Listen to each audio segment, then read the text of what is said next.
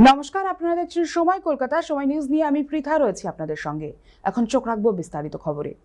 রাজ্য বিধানসভা নির্বাচনের ঠিক আগেই বড়সড় পদক্ষেপ ইডির। কয়লা পাচার মামলার তদন্তে নেমে বিখ্যাত ভোট কুশলী সংস্থা আইপ্যাকের অন্যতম ডিরেক্টর ভিনেশ চেন্ডেলকে গ্রেফতার করল ইডি।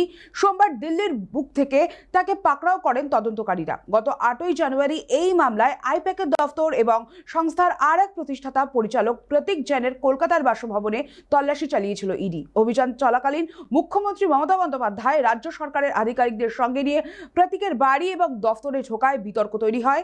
অভিযোগ, ইডির তল্লাশি চলাকালীনই প্রতীকের বাড়িতে ঢুকে নথিপত্র, ফাইল এবং ল্যাপটপ বার করে আনেন তিনি। পরে সল্টলেকে সংস্থার দফতরে গিয়েও একই কাজ করেন। এই ঘটনায় সুপ্রিম কোর্টের দ্বারস্থ হয় ইডি। মঙ্গলবার সুপ্রিম কোর্টে ইডির আবেদনের শুনানি হওয়ার কথা ছিল, কিন্তু সোমবার অনির্দিষ্টকালের জন্য তা পিছিয়ে দেওয়ার কথা ঘোষণা করেছে শীর্ষ আদালত। এসবের মাঝেই বড় পদক্ষেপ ইডির, গ্রেফতার কয়লা পাচার মামলায় গ্রেফতার আইপ্যাক ডিরেক্টর ভিনেশ চেন্ডেল।